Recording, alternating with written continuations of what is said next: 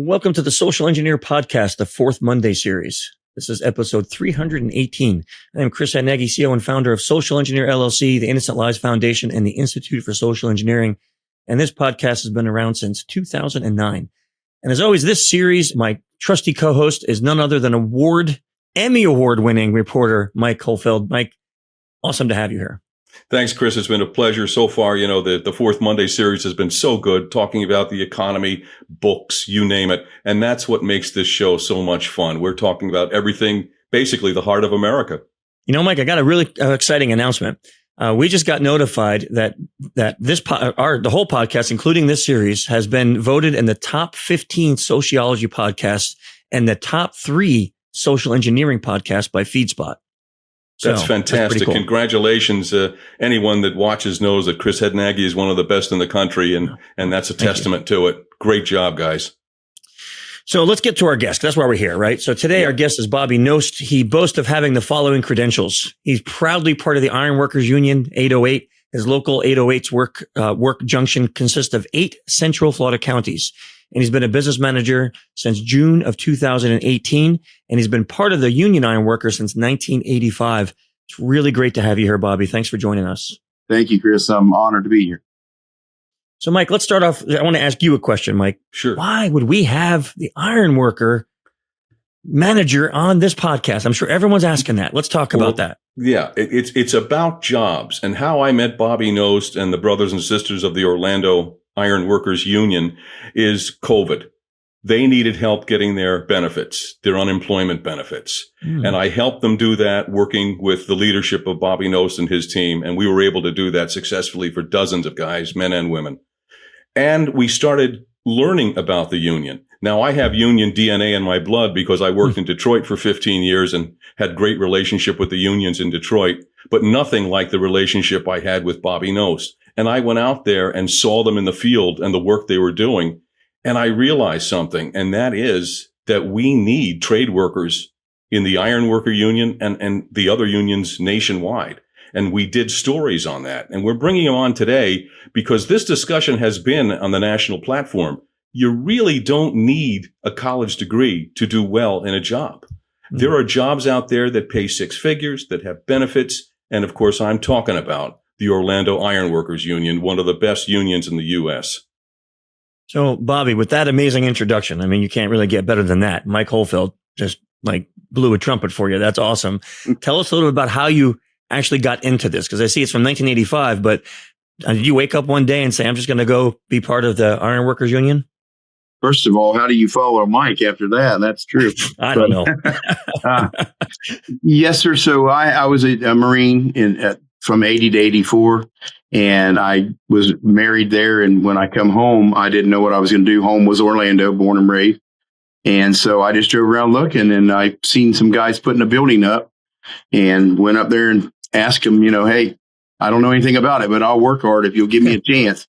And he did. And from there, I ended up in the apprenticeship. That was a non-union company, metal building company, and ended up in a union through a friend on a racetrack one night. Just happened that all the stars aligned, and ended up going through their apprenticeship, becoming an apprentice of the year that year, and competed in the district council with all the nations, and it was really neat. So through the years, just ironworking and going from that to a foreman to a general foreman, project manager, and then ended up in this seat, and still don't know how I got here. You said something really interesting, by the way. Born and raised in Orlando? Like you were a unicorn. I know, not very many. Anyone that's still here, born and raised your whole life. That's crazy. Seen a lot of changes for sure. So like Mike said, it is a national discussion right now, right? Finding a job is difficult for a lot of folks. Young people are going to college. We're not anti-college at all. I'm a adjunct professor at a university, so I'm not anti that. But we have a lot of young people that come out of college under debt, and they're not doing anything that their degree has to do with it. So talk to us about the benefit of looking at something like the Ironworkers Union for employment. That's exactly how it works too. Is so you have a young person that maybe wasn't in college at all, or that just didn't fit with them. And that happens a lot of times. A lot of times you'll have people that get out of high school and they go to work, and they work at a construction job, and they're not making much and they're not getting anywhere, and they have a kid or two. And then we find that guy out there. They're the best ones. We love those and the apprentices. So we have organizers. I have two that's what they dedicate their work to doing, is going to job sites, career fairs, schools, all the tech schools. We're involved with all that. And we find these guys, they find these guys and bring them in. We vet them. And the beauty of it is that not only are they going to get trained and be trained correctly, even like, say, the welding cert, that's an ASM cert that you can work anywhere in the whole United States with. If they went to a trade school or college to get that, that is not even a certification at all. And they've spent $5,000 to $15,000 to get that. And what we do here, they're going to get trained as they get paid, and they owe nothing. It's all free. Insurance, benefits, pension, annuities, everything is free. And they're working at the same time. So let's say there's some young people, or maybe even not young people, but some people looking for work. They're listening to this podcast and they're thinking, but really, I mean, isn't that going to be like a low pay, low income job, minimum wage? Like, tell us how they should be thinking about this. So how the apprenticeship part of it works, if you knew nothing at all, couldn't even read a tape measure, and you walked in here, you applied, you start out at $20 an hour plus benefits. Nice. So when you get all the way to be a journeyman ironworker after 4 years of training, you will make a package of just under $50 an hour. So 35 something on your pocket, your pay. So right out of the seat, you're going to make $20 an hour working. And the guy that comes in that has that experience, that doesn't need the apprenticeship, we can vet them in a different way. And that's called a probationary ironworker. So he would actually make full scale and the benefits. And then after a little while, he would become a full journeyman ironworker. I was just going to say, the reason I pitched this to Chris, I was doing some research before we came on. Let me just read this to you. The skilled trades are experiencing a surge in demand due to factors like an aging workforce, increased infrastructure needs, and a growing economy. Mm-hmm. And we are seeing that. So, Bobby, if people listening here, wait a minute, I'm going to be an iron worker. How does that work? What are the jobs that I would be able to do? And because, they get a degree and they think they're going to go get a job. And let's face it, it ain't happening. They have a degree in philosophy or something and it doesn't deliver. Ironworkers Union, I see a paycheck, but what do I do? All you have to do is go on our websites, Union Ironworkers Local 808. And right there, you can click on and it'll have application processes. It will explain what an ironworker does. It will explain all the process, how to do it, who to contact.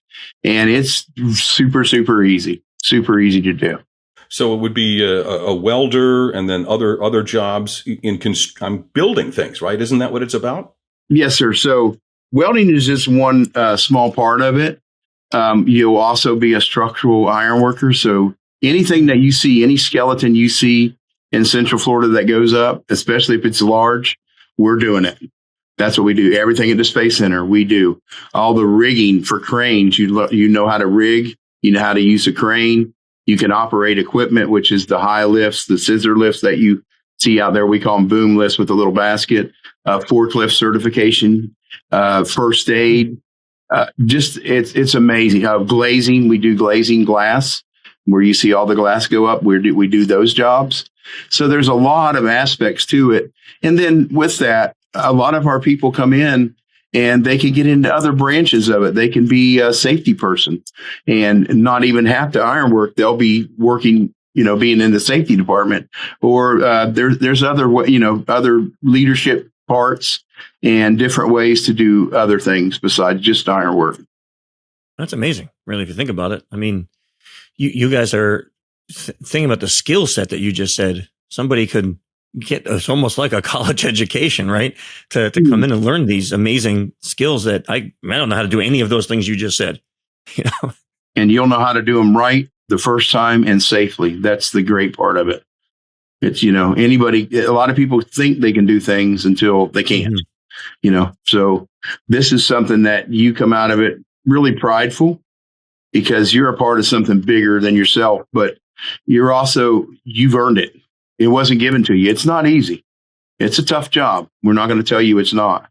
It's hot. It's everything that you don't want, but it's fed my family well for many, many years, and it still does. And it feeds a lot of other families. And we love it. Once you get in it, there's also things like we have a death fund. So if a member passes away, God forbids, I'm at that doorstep of that beneficiary the very next day within 24 hours with a $7,500 check just to help them out where they don't have to think about bills and they can think about mourning and working on services. And then they get other monies after that. It adds up to about $40,000.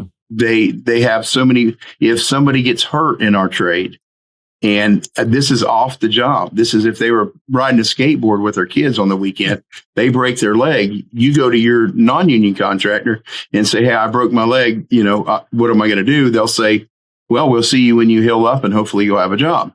Here, we pay you $800 a week for 6 weeks to get yourself healthy. Doesn't cost you nothing. On top of that, you have banked hours in your insurance, so you can go another 6 months to get you healthy and get you back to work and rehabilitated. So you're still an iron worker at the end of the day instead of throwing you to the wolves. There's so many projects like that and things that can help you, even educational things. We have a thing called an impact program that they can learn how to be a superintendent. We have contractors that go through this, and impact pays for their flight, for their the cost of the instructional course that they're taking, and their hotel. Who else does that? I mean, that's crazy. What's interesting about thinking about this too, it doesn't sound like this is something that can ever be outsourced. No. It's all hands-on. It's all physical labor. So you can't really send this overseas or get some tech support or something like that. It has to be done here. That's the beauty too. When I was still a general foreman, you said overseas. As being overseas, I actually was fixing to go to Dubai to work. Once you're a journeyman iron worker, you can work anywhere in the world that has union iron workers. Wow. And, Bobby, when Chris and I were talking about this, the real part of the story for everybody listening is there's a demand. You guys are recruiting right now for new talent, for new workers. What are the numbers like? I guess one of the things is, and I hate to say it, but it's true, we all get ready to retire at one point. It's an aging workforce. So there is a demand, not only in the Iron Workers Union, but all of the trades across the country. Really, there's a lot. So attrition is a big thing right now. I'm 62. Of course, I want to go tomorrow, but I can't. But, yes, a lot of people are retiring. I see my buddies retiring every day, and how we become the old guys, I'm not sure.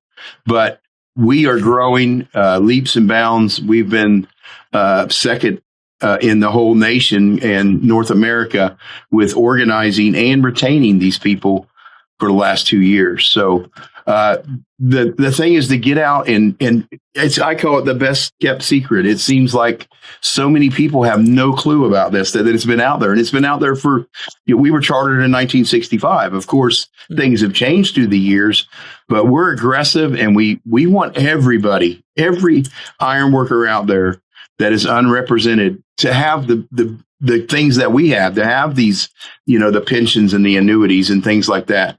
I want everybody to be there. I want everybody to have that insurance. And we even offer first-time home buyers a loan, to get them money. We give them money to get their down payment. Just there's so much in there. It's unreal. We have our own credit union even. It's amazing. But there is a lot of attrition, Mike. You're exactly right. And we are holding our own, but we're not gaining like we need to. And we gain by doing things like this. Yeah, I guess getting the message out there is super important because until Mike brought it up to me, I had no clue.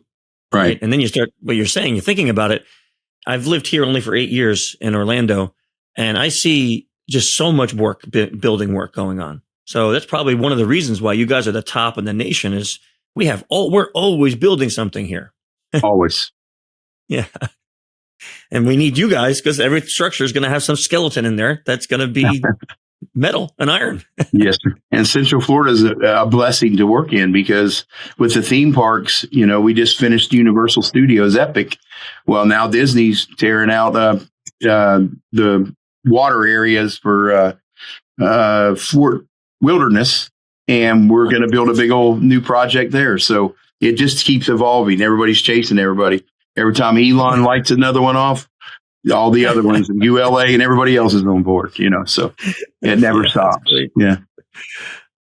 That's unbelievable. One of the exciting things I didn't get a chance to tell Chris, and everybody will hear the news the same time. You guys are going to be building a new building for the apprentices. I think that is so exciting, and there's going to be groundbreaking coming soon. Why don't you tell us about that, Bobby? That's so exciting. That really is exciting. We need it badly. We put a lot. We have 145 apprentices in this local right now. We work over right at 700 people work out of this local. And we have a membership of 1,000. When you do retire, you're not forgotten. You're still taken care of. And that's a beauty part of this thing, too. So the new building was something that's needed very badly because it's outdated. And we had 3 of our contractors that's been with us since 65 that now they have grown older and their kids have taken over. And they retired and they came to me and they said, Bobby, we need to do something good for you. We want to do something big. And I said, well, you buy us vehicles and you help us with golf tournaments and, charity things. And they said, no, something bigger. What else? I said, I need a building. And they cut us a check for $350,000 out of their account and gave us a $350,000 jump to start this thing. We call these guys the 3 wise men because they've been here forever. And we're dedicating this building and naming it the 3 wise men apprentice and training facility. So it's been about 2 years in the making of getting the permitting and everything it takes to get through all this. And we're just now at the point where we're going to start breaking ground. So one of them, unfortunately, has passed. The other 2 are still here. And I desperately want to see this thing done where they can see it. And, but what a testament to the contractors and the ironworkers relationship, the worker to the employee, that they would do things like this for us, that they care about us and they're committed into what we're doing and believe in what we're doing. Because if they don't make money, we don't make money. We're a partnership. We're not on the other end of the fence here. Yeah. And see, that's the legacy of the iron workers. And I'm blessed to know that because of the relationship we've built through the time. And so the jobs are there and people listening to this are thinking, wait a minute, this sounds like something I'm interested in. What do I do to get involved? Do I call Bobby Knost? Do I go on that website? I mean, how do I become part of this? Because they may hate it, but I suspect they're going to love it. In fact, I talked to some of the guys there on some of those hot days on that roof in the building. Yes. Remember when we did that story, Bobby? Yes, sir. They weren't blinking. They weren't blinking. They thought they were going to hate it and they loved it. Yeah.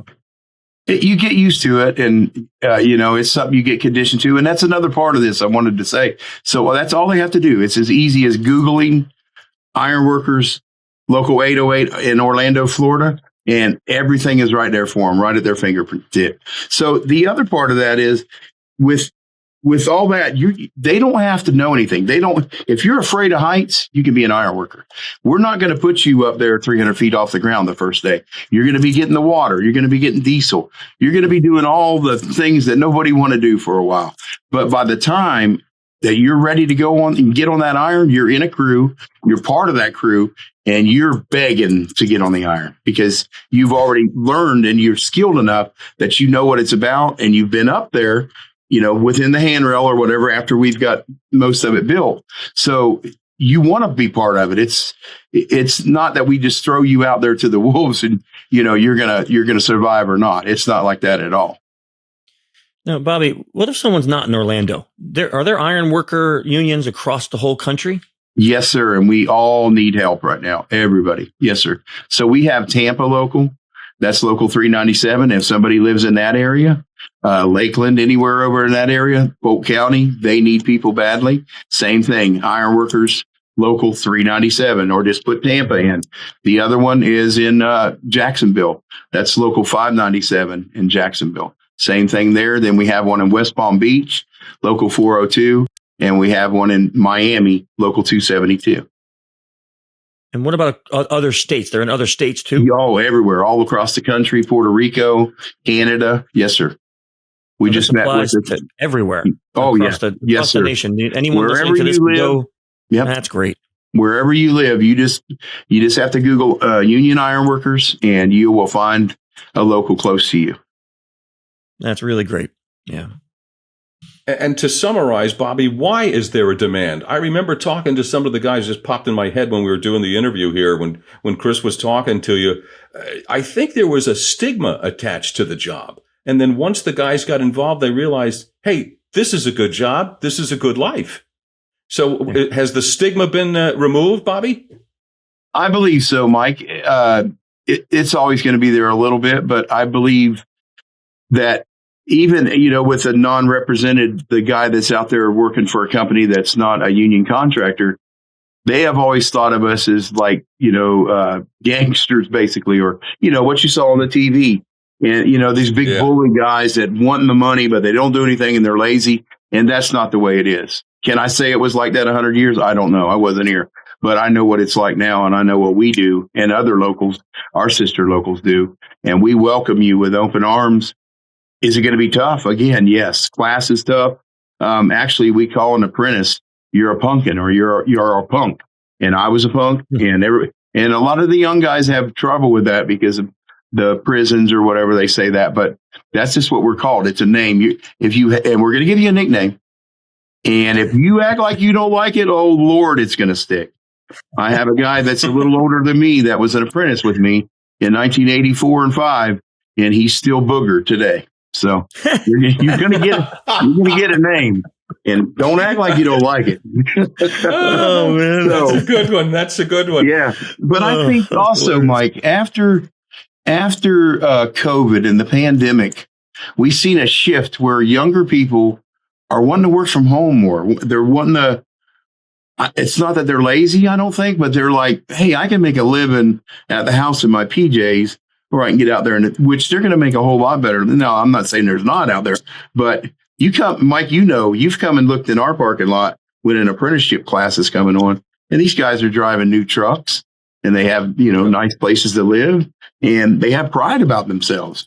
And that's because they're making the big wages. I just had actually, he's my stepson that's working at the Space Center right now, just started with a new company. They're working 7 days a week, 12 hours a day. You get double time on Sunday. You get time and a half after 40, time and a half on Saturdays. And even if you got rained out all week, you still do. He had 2 days of regular pay, a time and a half, and he had a double time day, and he brought home over $1,500. Wow. And that wasn't even a full week.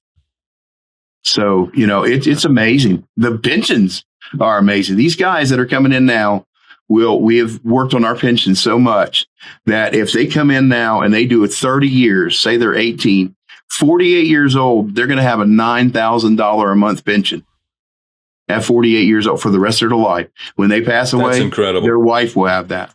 Where else are you going to have, not counting an annuity that pays $5 in for every working hour? That I have members that have had 40 years in that had just under $1 million when they're living off a $1,300 a month payment from the interest and stuff. So nowhere else are you going to do that. You're going to beat your body up, but you're going to have something you can live, and live comfortably. Yeah. That's the attraction of it. And I think that's why it is a national discussion right now. There is a demand for the trades, and the benefits and the checks are there. They are. What do you think, Chris? Yeah, I'm listening to it, thinking I chose the wrong career path. I'm not sure if I'm going to have a $9,000 a month pension when I retire from this.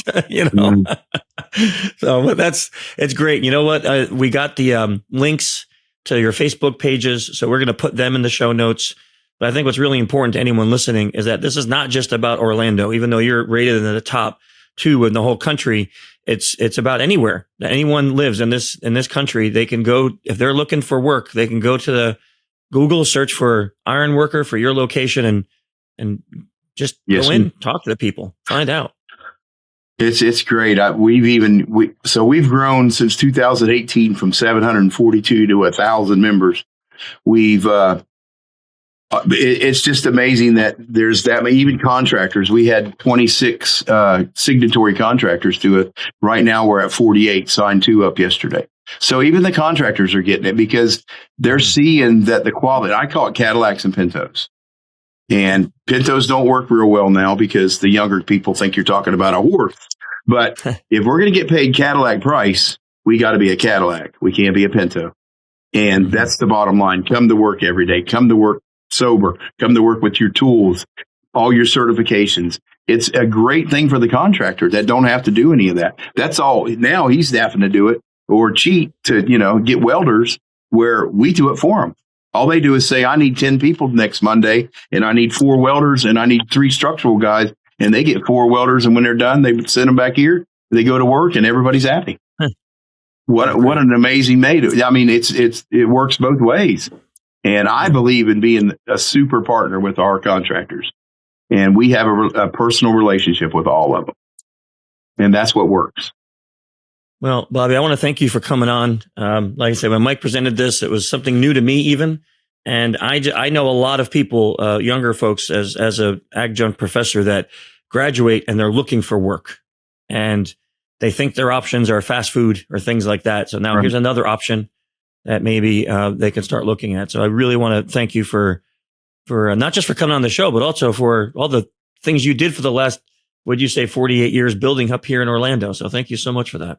I'm just one little spoke. It's a big wheel. But thank you. Mike, great work, John. Another good episode, Mike. I don't know what we're doing next month, but I think we're gonna have some good conversations as usual. We always do. It's the heart of America. Bobby Knost, thanks so much, man. Great job. Love those iron workers. Do we have one more 30 seconds? We do. We do. So I've been trying to get Mike down here to the local for a while, and he's been so busy since being retired. I think he's busier than he was before. And so I went to the International Iron Workers, and we actually went through the process, and we have made Mike Holfeld is an honorary union iron worker. Here's his plaque. What? Mike? No way. Are you kidding? Mike. That's what I've been trying to get you and your wife to come down to present to you, and you have your own card and everything. Mike has been amazing through the years. I can't say enough and thank him enough because he's really not only helped these guys get money that they were owed because we're not laid off. We work. So we don't know about unemployment a lot, but with that, and then afterwards, just recruiting people. He come on one time and right here in my office, and within one day, we got 222 phone calls for people wanting to join. That's amazing. And I can't thank you enough for that, Mike. You're a brother iron worker, and that's why I wanted you to be. And they agree. Well, that's an honor, Bobby. Thanks so much. Chris and I are proud to be working with the Iron Workers Union and getting this news out. The video froze. Can I see the plaque again?